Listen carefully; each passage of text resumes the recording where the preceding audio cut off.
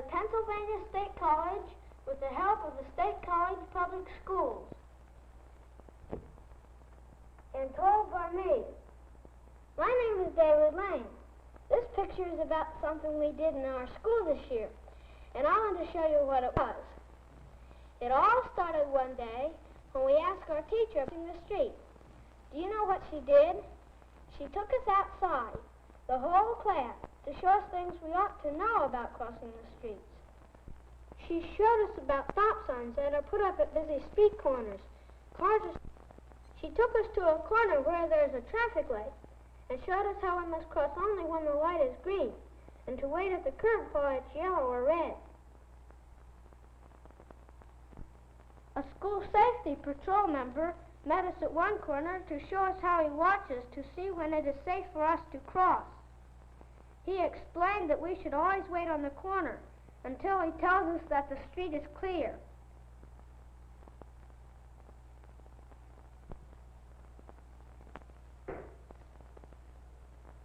But he said to be sure to watch for ourselves, too, and to stay in the crosswalks. Do you know what crosswalks are? They're lines painted across the street to show us where we're supposed to walk. Corners where policemen direct their traffic are the safest. She said they make cars stop while we cross. But she told us always to wait till the policeman motions us to go, and always to watch for turning cars, no matter what corner we're on.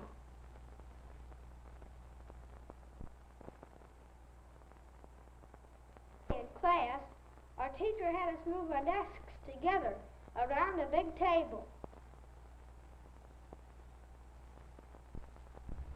Yesterday we saw how to watch for cars and how to tell when it's safe to cross. We saw that some corners are safer places to cross than others. Corners where there are stop signs and traffic lights, and corners where policemen and school safety patrol help us to cross. Today we'll put into use some of the things we saw and talked about yesterday. Now, who can tell me what this is? Betty? A street map. That's right. These lines show the streets around our school. Now, here's a little model of our school. Here's the front door. Can anybody tell me where our classroom is? Edward? These two windows right up here. That's right. Now, I'll put this down on the map just where our school is. Here's the sidewalk from the front door to the street. Who knows the name of this street? That's 4th Avenue. Yeah. I live on 4th Avenue right across from the school. All right, Bobby. I'll write that on the map.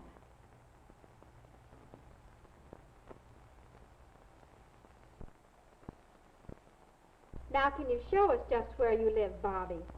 Suppose this little model represents your house. Put it down on the big map just where your house is. Right here. Now, will you draw your path home with this red crayon? We will each draw our path home with a different colored crayon. And that way, when we're through, each person will know which is his own path. Now, Bobby, what path do you take? Well, I come out the school and walk, but I don't cut right across there. I walk over to the corner. What street is that? That's Pine Street. All right, I'll write that on the map. Pine Street. Then I cross at Pine Street and walk down the other side of the street to my house. That's very good, Bobby. It would be shorter for Bobby if he went across the street in the middle of the block directly to his house. But it's wiser for him to cross at the corner. Who knows why? Alice? Because there's a school safety patrol boy there, and he helps them to cross. Yes, that's right.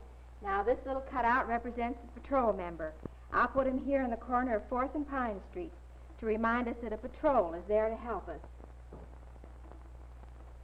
Who knows another reason for Bobby to cross at the corner? Harry? Well, if he didn't go to the corner, he would have to walk between parked cars, and that would be dangerous. That's right. Do you have anything to add, Bobby? Well, the safest place to cross is at the corner, not in the middle of the block, just like it says on that poster. Cross only at corners. That's where the crosswalks are. That's where the drivers live. Fine, Bobby. Those are some very good reasons why we should all cross at corners instead of in the middle of the block. Now, who else wants to show us his path home? Someone who lives farther away than Bobby. You do, don't you, Betty? Yes, I live at Maple, just past 3rd. Right there. This is Maple Street, and this is 3rd Avenue. All right, Betty, I'll write that on the map. Maple Street.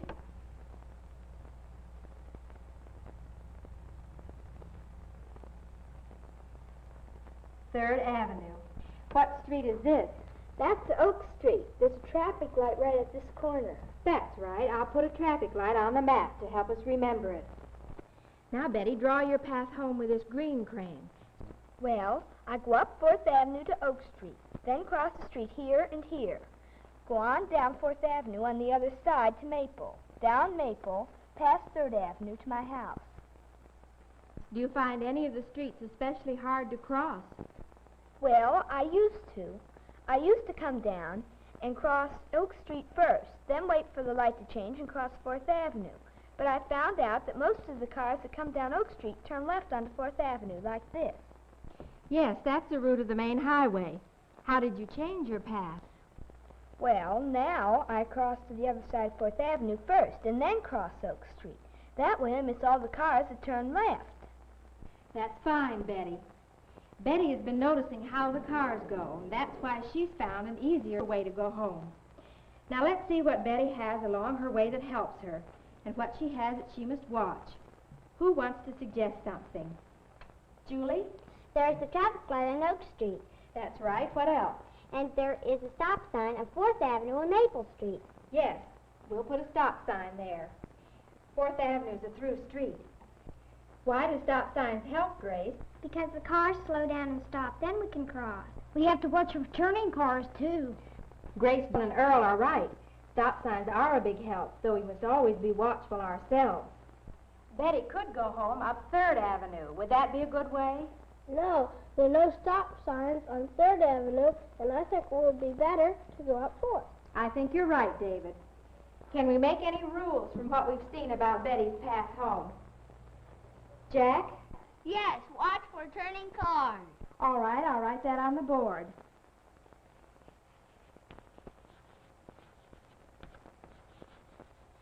Watch for turning cars.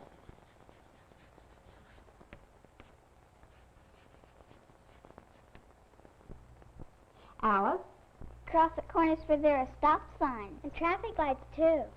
That's right, so we have 2 rules.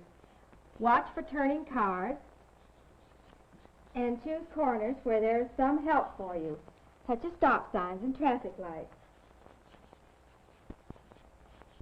Then Joan, Edward, and Grace put their houses on the map and drew their paths home.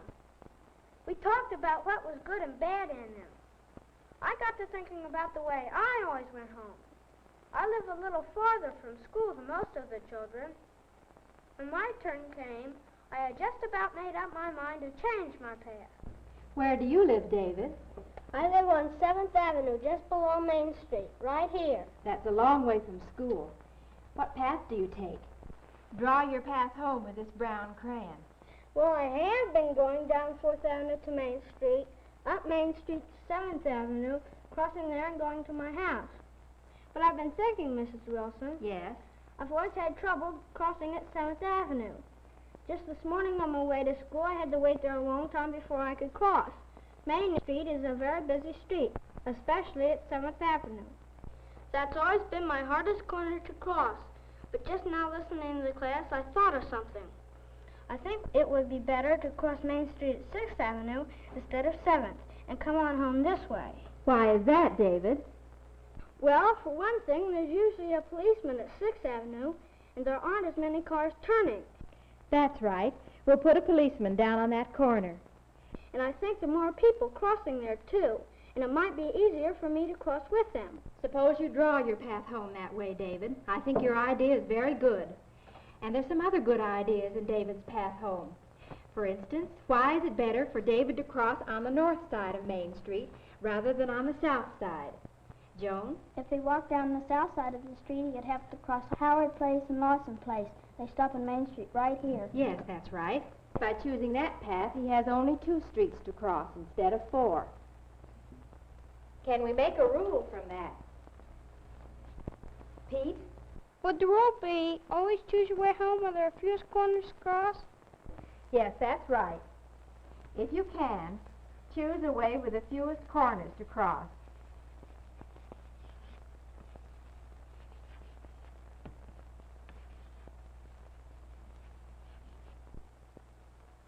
Now, Alice, what is your path home? Each person in our group drew his path home with a different colored crayon. We helped each other find better ways to go.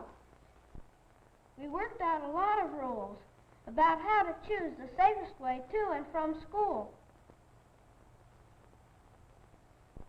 When we had finished the map, it showed how everybody walks home from school. Even our teacher's path was on it.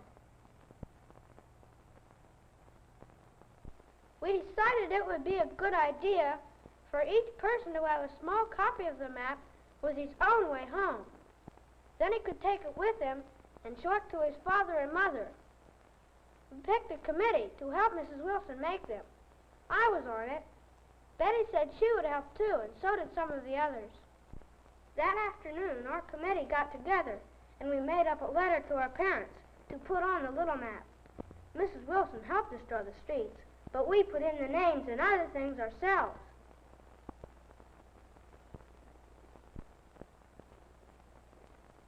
Then we made enough copies for the whole class, and a few extra, too. In class the next day, we passed out the copies of our map so we could draw our paths home on it. We had the big map right in front of us all the time, so we'd be sure to get our paths drawn in just the same way. When you've drawn your path on the little map, I'll put my name on it to show that it is just like the path you drew on the big map yesterday. David has already finished his. This is the way it should look. This line shows his path home from school. Yours should look like this, but with your own path drawn on it. Now take your maps home with you today and show them to your parents. Ask them to look them over carefully and read the message you've written on it. I think your parents will be very interested in what you've said. I knew mine would, because we had talked about it the night before. I told them about my new way of crossing Main Street at 6th Avenue. They liked it. So that evening I showed them my map with my path drawn on it. Dad read the letter we had written. This is what it said. Dear Mother and Dad, this is my map of the way I go to school. I think it is the safest way. Will one of you walk to school with me and see if you think that I have chosen the safest way? Then if you do, will you sign your name at the bottom? With love, David. Dad thought that walking to school with me was a good idea, and he said he'd do it the very next day if we could get an early start. I said we sure could. So the next morning, we started out with plenty of time. We walked on the north side of Main Street, so we didn't have to cross Howard Place and Lawson Place. I told him that we all planned our paths, so we would have the fewest corners to cross. I showed him how I crossed Main Street at 6th Avenue now, instead of 7th, because there's a policeman there, and because more people cross there. I showed him how stop signs make corners safer to cross, because cars have to slow down and stop. But I told him we always watch for cars anyway, especially cars that turn. When we crossed the street, I showed him the way we watch for cars. First look to the left. When it's all clear, we start across. And of course, I told him we always stay in the crosswalk. Traffic lights make corners pretty safe to cross. But I showed Dad how we always watch for cars anyway, and how we cross only when the light is green. He told me that that was fine, but to watch for cars myself, and not to depend on anybody else. Dad liked our school safety patrol and the way everybody cooperated with the patrol member.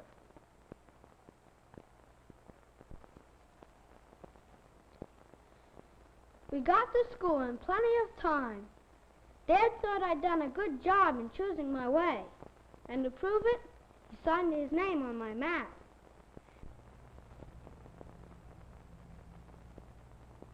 And then he told me something which I think is pretty important. He said that no matter where I go, there is a safest way. There's a safest way to the church, for instance. And Dad thought it would be a good idea for me to figure out what it is. And he said I ought to think about my path to the movies on Saturdays to make sure I'm going the safest way. He said that whenever I go anywhere, the first thing I should do is stop and think and decide which is the safest way.